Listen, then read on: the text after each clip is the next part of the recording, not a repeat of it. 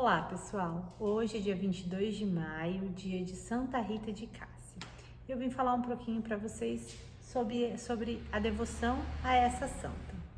Santa Rita de Cássia nasceu em 1381 em Roccaporena, na Itália.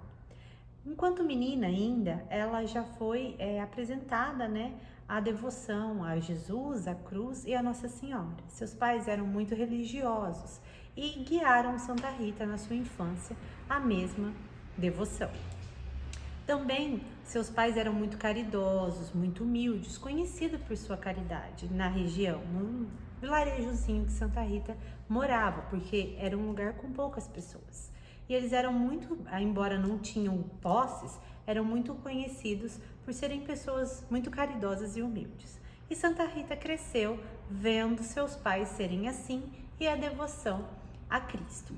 Logo ainda menina, ela decidiu então que queria viver uma vida religiosa. Porém, seus pais queriam que Santa Rita se casasse. E convenientemente, um rapaz da região já havia pedido a mão de Santa Rita e seus pais concederam então a filha em casamento. Mesmo querendo seguir a vida religiosa, Santa Rita aceitou e casou-se. Foi um casamento um pouco conturbado, porque o seu marido não era uma pessoa caridosa.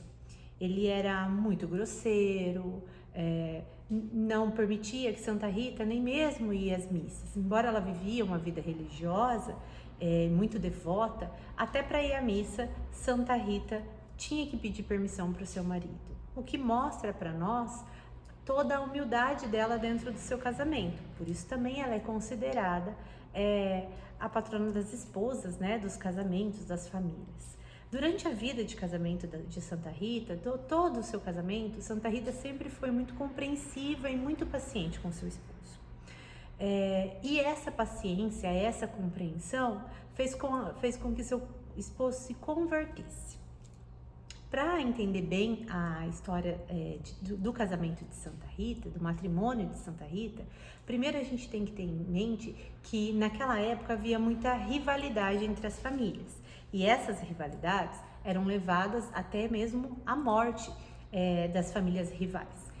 E a família do esposo de Santa Rita vivia essa rivalidade política com outras famílias durante várias gerações. Ele estava envolvido nessas rivalidades também, e isso incomodava muito Santa Rita, o que fazia sempre ela estar em constante oração pela conversão do seu esposo e da família de seu esposo, para que eles pudessem enfim dar o perdão às famílias rivais e esquecer de uma vez por todas essa guerra, que tinha ali entre as famílias. Depois de muitos anos de casamento, as orações de Santa Rita são atendidas e o seu esposo se converte. Ao ver toda a paciência com que ela tratava ele, a união, ela era sempre muito presente com ele, a compreensão e o amor que ela tinha pelo seu matrimônio, ela conseguiu converter o seu marido. Dessa união, Santa Rita teve 2 filhos que geraram frutos. Mesmo o seu marido sendo convertido e não mais buscando a rivalidade entre as famílias, um dia ele sai para trabalhar e não volta, porque ele foi assassinado pela rivalidade da outra família. Santa Rita fica muito triste e muito preocupada para que nos seus filhos não crescesse o mesmo sentimento de vingança que havia na família paterna. E conforme os filhos vão crescendo, esse sentimento vai sendo construído, a ponto de Santa Rita pedir a Deus que os levasse antes que acontecesse um derramamento de sangue. Os seus 2 filhos adoecem, logo em sequência um morre, depois o outro morre, e Santa Rita vê a morte dos 2 filhos como uma forma de Deus ter salvado as suas vidas e não permitido com que eles cometessem esse pecado, da morte, da vingança do pai. E ela consegue também, através das orações e de todo o amor, carinho e companheirismo que ela acompanhou seus filhos durante toda a doença, converter seus filhos também. Então, os seus filhos também morrem convertidos a Deus. Logo depois que Santa Rita se vê sozinha, sem o filho, sem os 2 filhos e sem o marido, ela decide então a iniciar a vida religiosa que ela tinha deixado no passado, quando pequena, para se casar. E pede no convento para que ela seja aceita. Porém, ela não é aceita, porque ela já era uma viúva, mãe de 2 filhos, né? E o convento não via aquilo naquela época como algo positivo e não aceita Santa Rita. Um dia, Santa Rita tem um encontro durante um sonho, enquanto ela dormia, ela sonhou com São Francisco, São Nicolau e São João Batista. E durante esse sonho ela caminhou pelas ruas e São Francisco, São João e São Nicolau levam ela para dentro do convento. É um momento de êxtase de Santa Rita, né? Em que ela entra em profundo êxtase com os santos. E ela acorda dentro do convento, onde este se encontra sempre com as portas trancadas, ninguém conseguia entrar. E ela acorda lá dentro. Isso já causa grande espanto entre as freiras, porque como ela conseguiu adentrar aqui, né? E, enfim, então ela é aceita para iniciar o seu processo de vida religiosa. Mas não foi fácil, Santa Rita passou por várias provações, mas uma das características dela no matrimônio, que era a obediência e a humildade, ela leva para a vida religiosa do convento também. Ela era muito obediente, acatava tudo aquilo que era lhe pedido e sempre com muita humildade, a ponto de uma das abadesas do convento pedir para ela regar um tronco seco, que não tinha mais vida. E Santa Rita regou aquele tronco durante um tempo.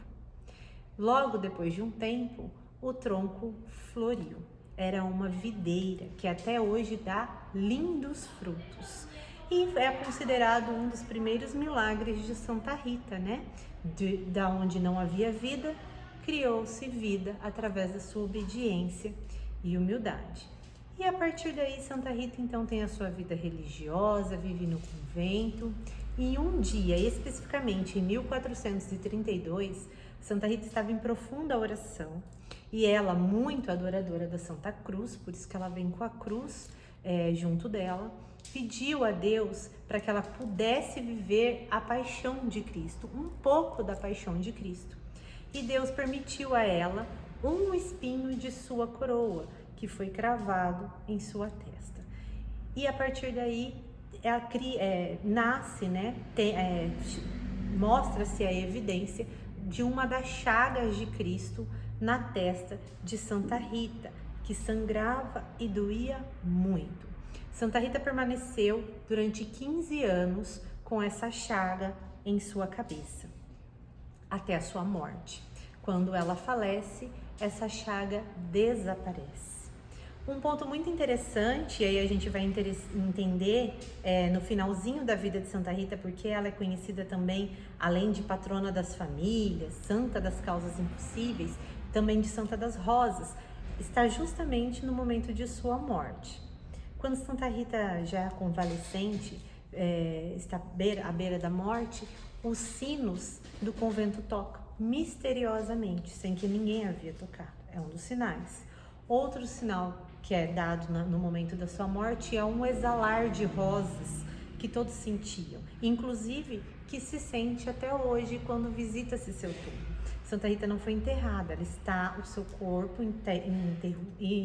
ininterrupto está num caixão de vidro, e você pode visitá-lo e ainda exala aquele cheiro de rosas, ainda da época que ela morreu. E nesse momento também, já convalescente, ela recebe a visita de um parente e ela pede para que traga do jardim de seus pais, seu jardim paterno, uma rosa e 2 figos. Só que tem uma curiosidade muito grande, porque Santa Rita morre, vem a falecer, né, ficar doente no inverno. E um inverno muito rigoroso, em que as árvores não davam frutos e as flores não floresciam. Era um inverno muito rigoroso.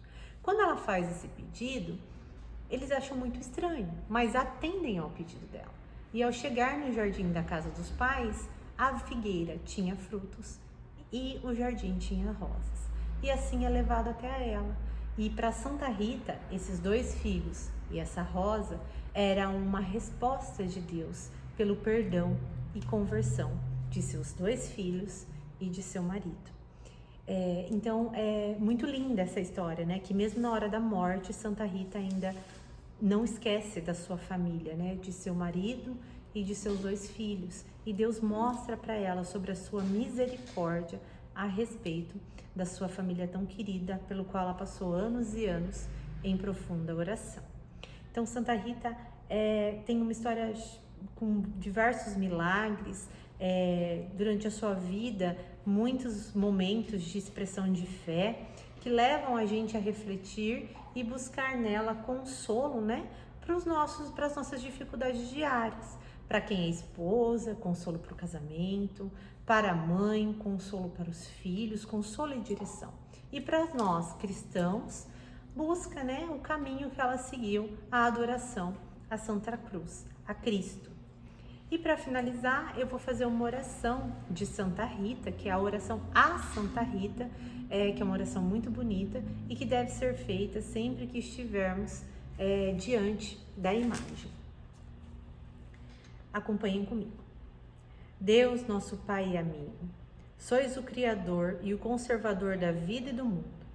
Sois a fonte de onde brotam todas as graças e bênçãos.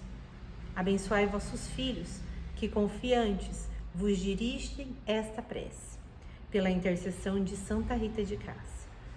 Socorrei os pobres, as viúvas, os órfãos e dai-nos um coração pobre e generoso. Curai os doentes, os alcoólatras, os drogados e dai-nos um coração puro e misericordioso.